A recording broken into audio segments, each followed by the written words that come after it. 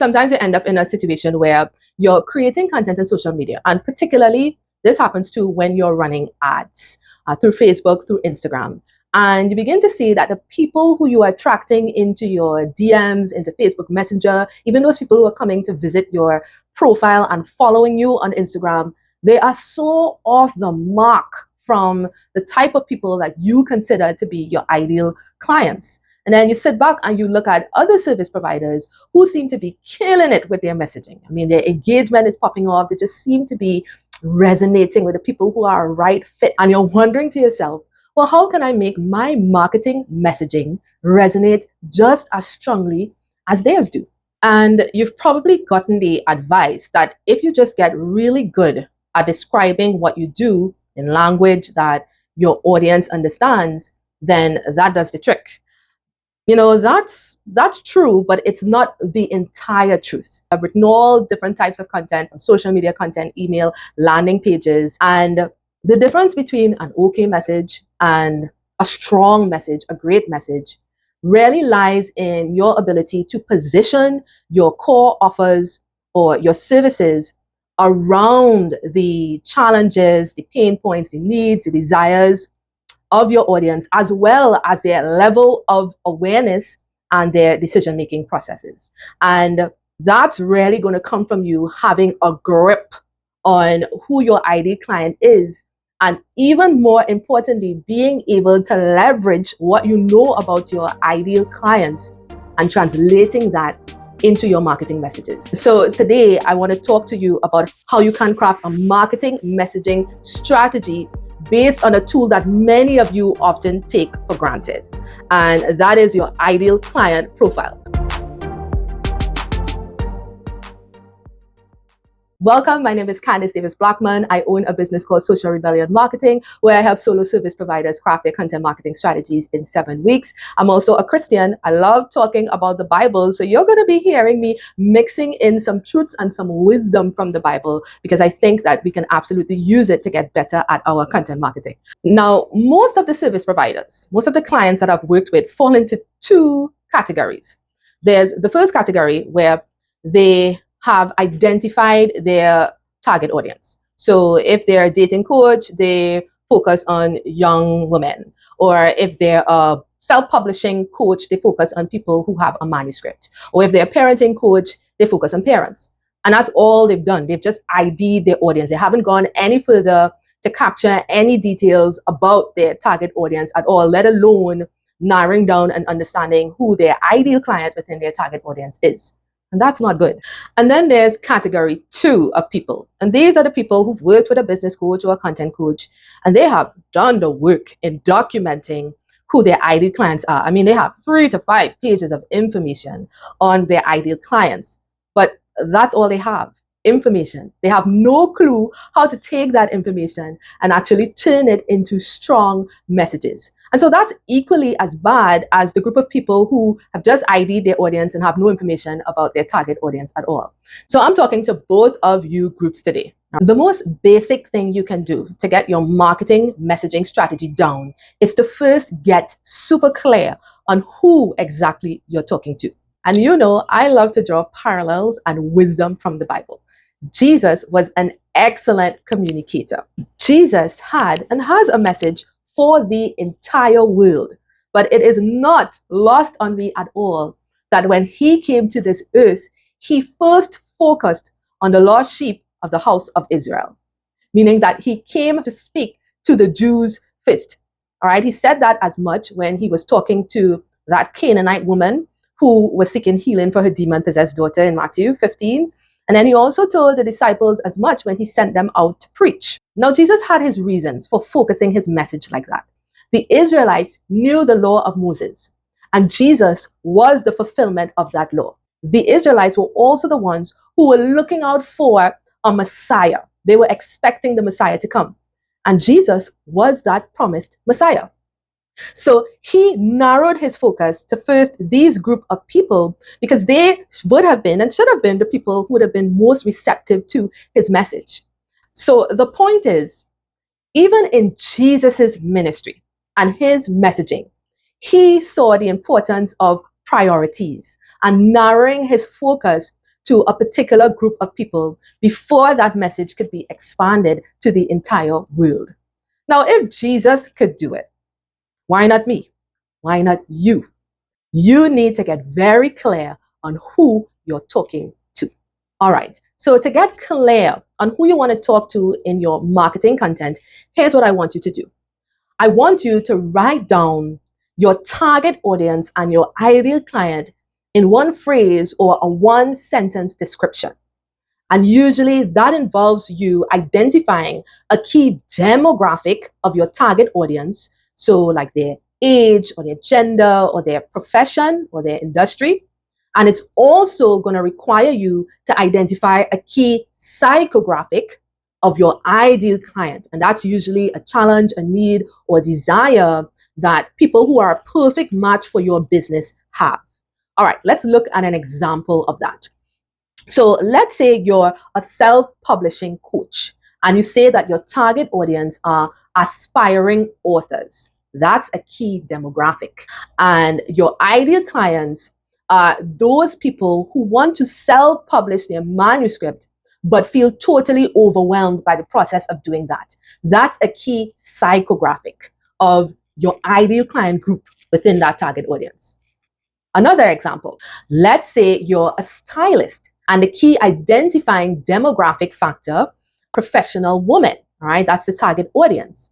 And you go on to say that your key ideal client psychographic are those who want to elevate their style and feel more confident in their wardrobe choices. So altogether, that one sentence description of the people you want to target is professional women who want to elevate their style and feel more confident in their wardrobe choices. And for that self-publishing coach, the people they want to talk to are those aspiring authors who want to self-publish their manuscript but feel totally overwhelmed by the process.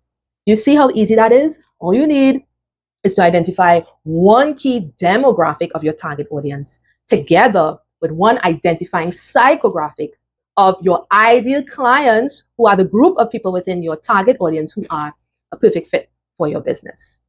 And that's what you need to do first and foremost if you want to start nailing your marketing messages. Now, there's something that I want to draw your attention to that I feel is very important. Notice in naming the key demographic for the people that you want to direct your marketing messages to, you can use a qualifier that reflects the way your target audience sees themselves in reality. So for example, for a self-publishing coach who targets authors, you might say that you target aspiring authors because that's how your target audience identifies themselves. They identify with that term aspiring because they're not quite an author yet.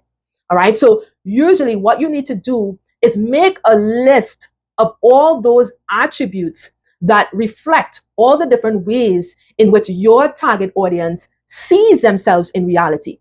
So if you are that stylist who is targeting career women, then your list of attributes could include ambitious woman, career-driven woman, a busy woman, because naturally these are all different types of descriptors that target audience would naturally use to identify themselves. They can relate to those terms. What you absolutely don't want to do is to describe your target audience in a way that your audience actually doesn't identify with at all. So if you are describing your target audience as boss babes and your target audience does not identify with that term, that description at all, then immediately you're going to be off the mark in terms of the marketing messages that you produce later on.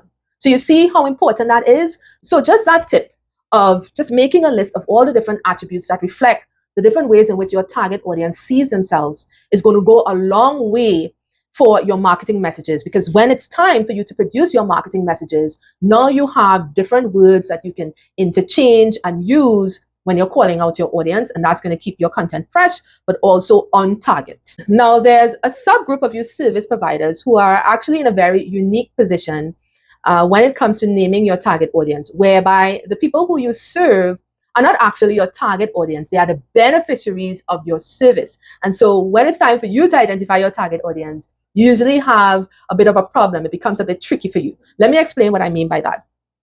I had a client who was a motivational coach for students, ranging from students who are in middle school all the way up to adult learners, university students, students in vocational institutions. Now, naturally, he thought that his target audience was students because that's who he was talking to. But guess what? Are students the one who buy his services?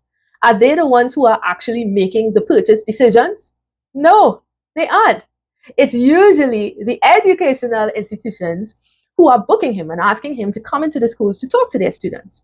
So in this case, his target audience aren't the students, they are the educational institutions who are seeking to engage a motivational speaker to inspire their students in areas such as academic success and leadership and personal growth and development. Okay, you see how that works? So your end user in this case is not the buyer, and so they're not the target audience.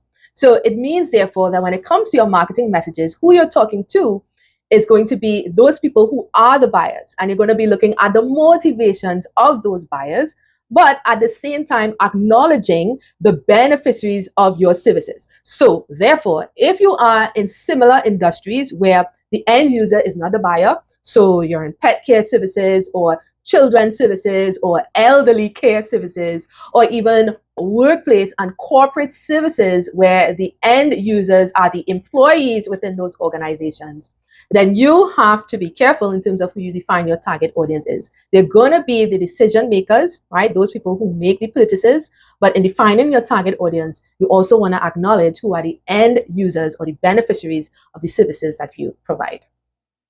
Now, if you're serious about making your ideal clients feel seen in your marketing messages, you are going to have to make a very special effort to use language that reflects their experiences, their feelings, and their thoughts. Okay? And the only way to do that is to gather certain bits of information, descriptive bits of information about your ideal clients. And I actually have a list of key bits of information that you need to document about your ideal clients. And they include things like their pain points. What are the specific issues that they are facing day to day? Not just the big pain point or the big problem, but the little things that they face day to day. Second thing is their desired outcomes. What results do they want? What are they seeking to achieve? The other bits of information you want to gather is their feelings. And first, you want to know how they currently feel about the circumstances and the situations that they're in, about the things that they don't have or the things that they have and they want to get rid of. How are they feeling right now? And then you also want to document the other side of that. What are the feelings that they crave? What are the feelings that they want to experience, that they want to have? In other words, we call these emotional triggers. What do they want to feel? All right, that will be brought about by finding a solution to their problem. Another bit of information that you want to capture is what are their obstacles? What actually is stopping them or preventing them from achieving what they want to achieve? What's standing in their way? And the next bit of information you want to capture in your ID client profile are what are their objections, or sometimes they're referred to as their frustrations. Okay, what are the things that they want to avoid in the process of getting what they want? Usually there are certain things that people feel that they should not have to put up with or they do not want to put up with. But when it comes to your ideal clients, what are those things? And now, after you've done all that, what you want to do is generate a very simple summary of what their before state is, meaning how are they currently feeling, what are their current struggles, what's their average day like, all right, what don't they have, what's getting in their way. And then you want a summary statement that describes their desired after state. Where do they want to get to? What do they want to have? How do they want to feel? How do they want to see themselves? Okay, by doing that, what you're in fact doing is describing the transformation that your ideal client wants to go through. And that, there, folks, is going to be very important when you're promoting your core services and your core offers, because you're going to want to talk about that transformation. So if you do a very good job of documenting all those bits of information about your ideal client, then you're going to have a clearer picture of that transformation that they're seeking. and you're going to do an even better job of communicating that in your marketing messages. All right, so let's get into how you translate what's in your ID client profile into your marketing messages. Now, one of the simplest ways to target a marketing message to your ID client is to call them out. All right, you're calling out your audience so they know exactly who you're talking to, whether it's an email or social media post or an ad or a reel or a video. Okay, so what you're going to do is all the bits of information that you've documented about your ID client, you're going to use that as a reference list for all the different ways that you can call out your audience. I want to give you 5 ways that you can call out your audience when you're creating a marketing message. All right, so the first way to call out your audience is simply doing a direct call out. And this is where you just name the key demographic of the people you want to direct your marketing messages to. So if they are professional women, you can say something as simple as attention professional women, attention authors, attention professional coaches. Whoever is that key demographic of the audience you're trying to reach, just call their name at the beginning of your message. Simple, right? That's not rocket science. The second way to call out your audience is to use what we call a problem hook. And why this works is because what you're doing is really validating the struggle that your audience is going through, and you're letting them know that you get it. You understand what they're going through, and they appreciate that. Now, to call out your audience using a problem hook, all you need is the key demographic plus the specific problem that they're experiencing. So if you're a website designer, for example, you can say something like, coaches, tired of sending potential clients to a website that doesn't reflect the quality of your work? You see? So coaches are the key demographic, and sending them to a website that doesn't reflect the quality of their work is that problem that the coaches are struggling with. Simple, straightforward, does the job of singling out clearly who you are talking to. Now, the third way to call out your audience in a marketing message is to use an emotional benefit frame.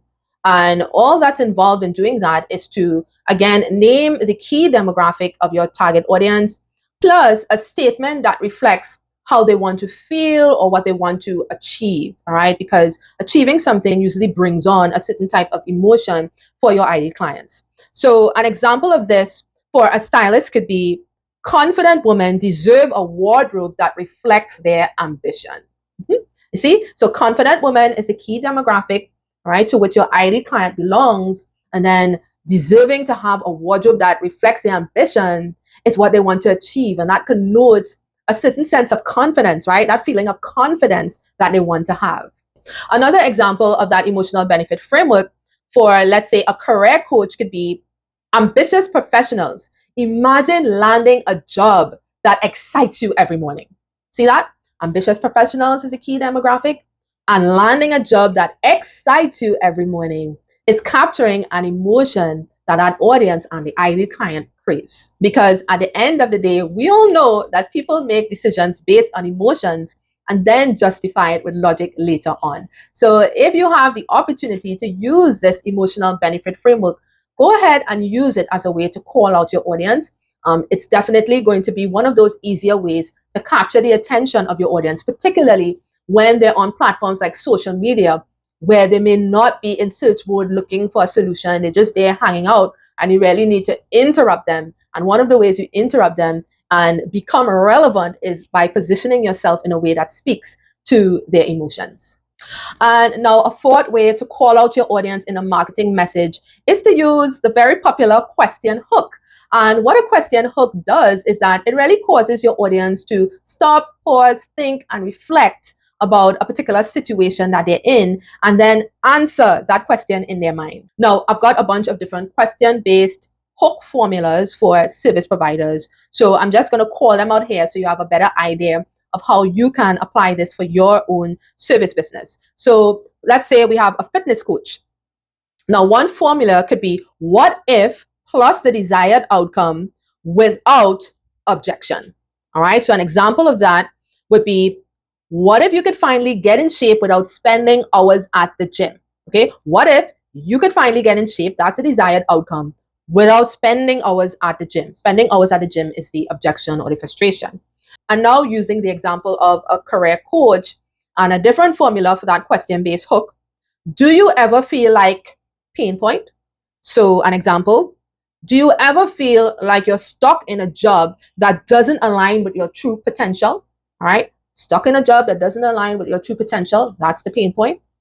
And now, a third example of a formula for that question based hook, in this case, using the example of a web designer, is your topic and pain point.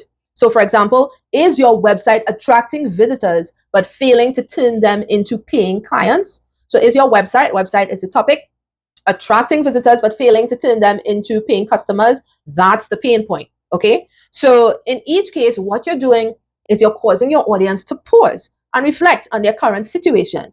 And let me tell you, this is really important for platforms like social media, where your audience is typically not in search mode.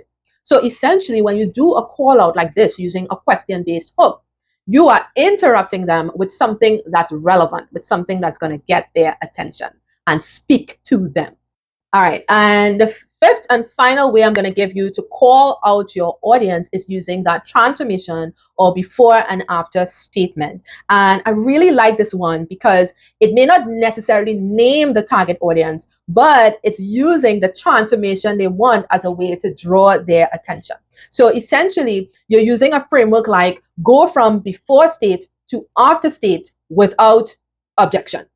So, using the example of a stylist, for example, you can say something like, you can go from wasting money on clothes you never wear to a wardrobe full of flattering outfits you love without hours of shopping. All right. So, that before state is wasting money on clothes you never wear. The after state is that wardrobe full of flattering outfits that they love. And the objection is hours of shopping. Now, the cool thing about using this transformation call out for your audience is not only are you zeroing in on the situation that your audience and your ideal client is in, letting them know that you, without a doubt, get it and understand where they are, but you're also reinforcing the value of what you offer. Remember, value is created in that gap between where your ideal clients are right now, that struggle place, to where they want to be. All right. That's how you create value. So by using this transformation call out, you are actually communicating that value and thereby reinforcing it to their audience. So again, if you've done your homework in documenting what that transformation is in your ID client profile, actually using it in a marketing message is going to be very simple and very easy for you. All right, so moving on, the final thing that I want to talk to you about is actually something that I always knew as a marketer, but I never really connected the dots until maybe 2 years ago. And that is your ID client group. They all have the same problems, they all have the same desires, all right? They have the same needs, but they are not all in the same stage of awareness. Now, what do I mean by that? I mean, they are not all in the same place as far as their decision to work with you or not, their decision to invest in your services, their decision to buy your digital products. Okay. Some of them are in the problem aware stage. All right. They are aware that they have a problem.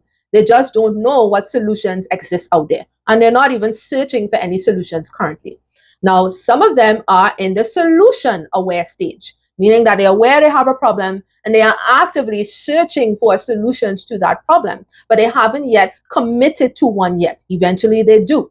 So that next stage is the product aware stage. So at this stage, they have committed to a certain course of action to solving their problem, and they have become aware of what you offer.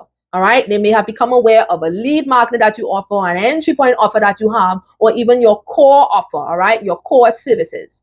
And then lastly, you have that most aware stage where they have already come to the conclusion that what you have to offer them is the right fit for them, but they just haven't made that final purchase decision yet. They haven't pulled the trigger. Now that you know your ideal clients live at different stages of that journey, if you want to connect with them where they are, then what you're going to have to do naturally is adjust your marketing messages for the stages that they are in.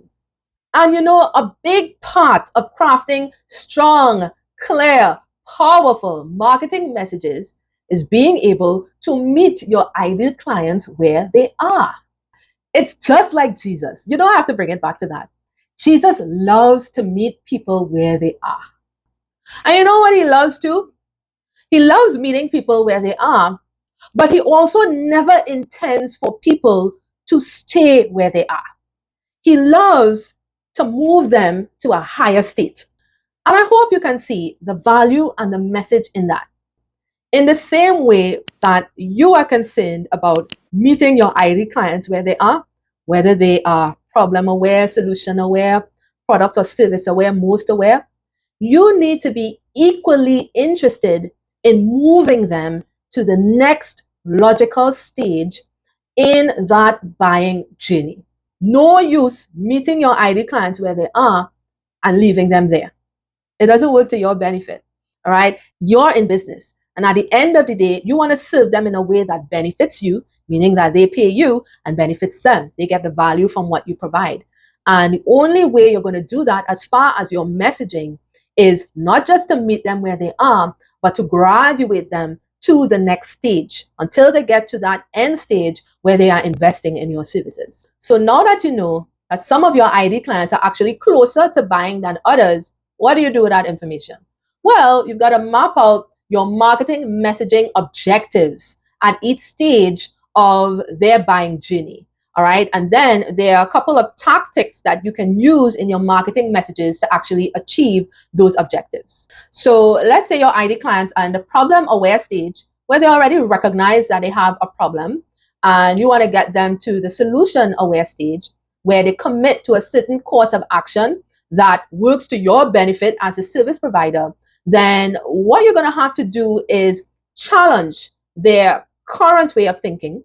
You're going to need to shift their perspective and position your offer in such a way that it is the next logical choice in the path to them achieving success, whatever success may mean for them. So let's say, for example, you're a self-development coach and your ID clients are at a stage where they already know and believe in self-development and personal growth, but they're currently thinking that the best way to do that right now is reading a whole bunch of self-development books. Well, you're going to have to challenge that thinking and say to them, well, while books are very helpful, what you need to effect real change in your life is personalized coaching. And then you position your offer, whatever that is. It could be a lead magnet, it could be an entry point offer, it could even be your core offer as the next logical step that they need to do. Now, practically, how do you work that out in a marketing message? Well, I got a couple notes here of how that can work.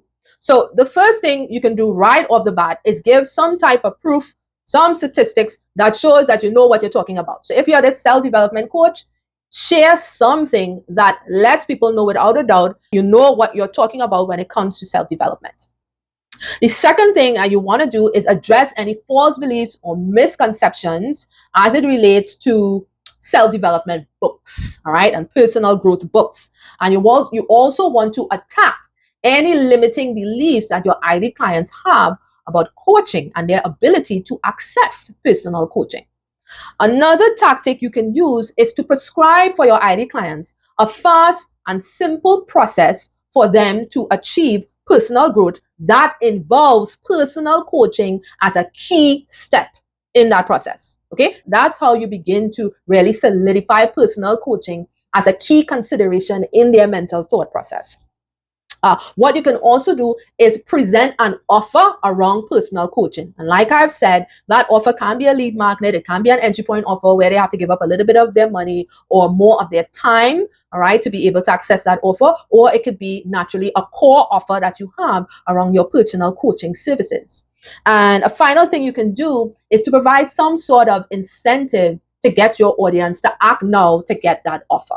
All right, so let's say now that your ID clients are in the solution aware stage where they have already committed to a certain course of action that favors you as a service provider, and you want to move them to the product or service aware stage where they are fully aware of what you have to offer that helps them. Now, if they're in that stage, what you want to do really is persuade them that the offer that you have is the right choice, is the best choice for them. That's really the objective there.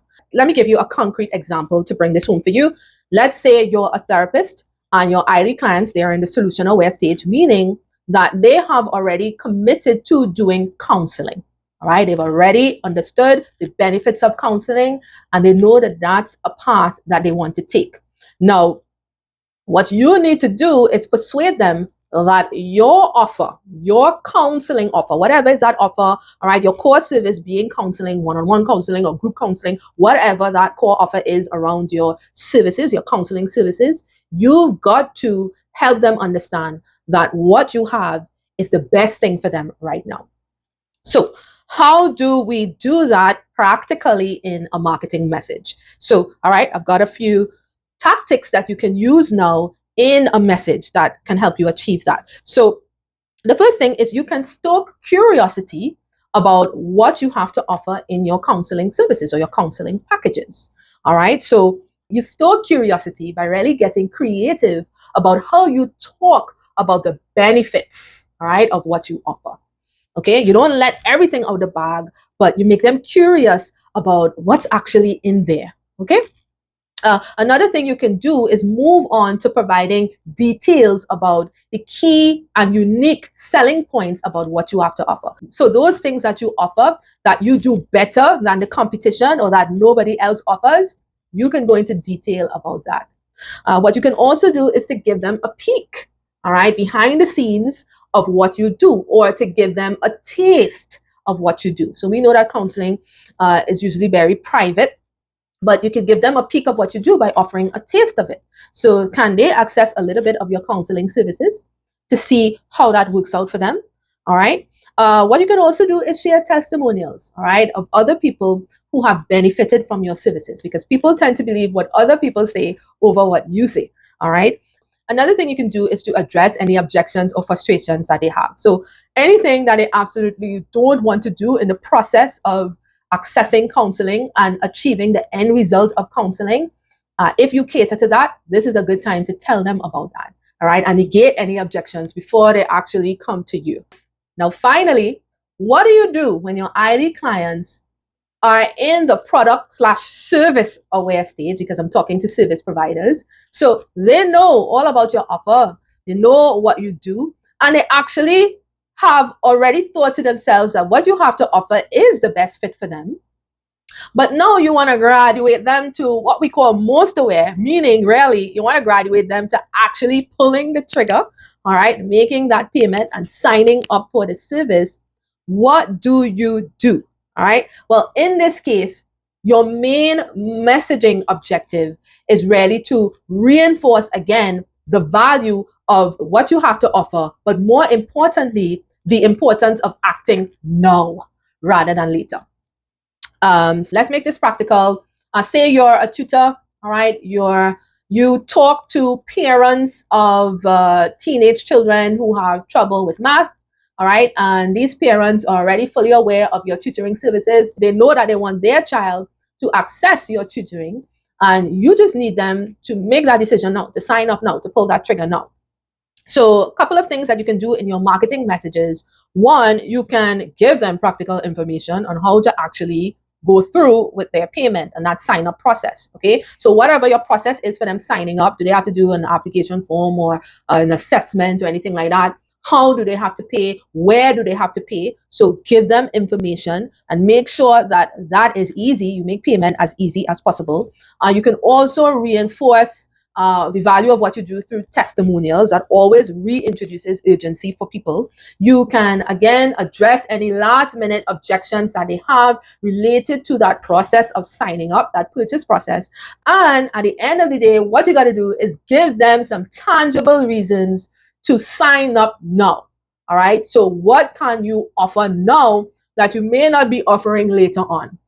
So is it that you have a limited space? You know, space is running out. So if you don't get in now, you're going to have to get in the next cycle. Or is it that you have a special one-time price? Or is it that you have some add-on, some bonus, but it's only available for a certain time period? All right. What you're really doing here is introducing scarcity, and scarcity naturally produces urgency. All right. So you really have to find ways to trigger urgency and real urgency. You don't want to manufacture something that doesn't exist. So don't tell people that you only have two spaces remaining when you know you have 10.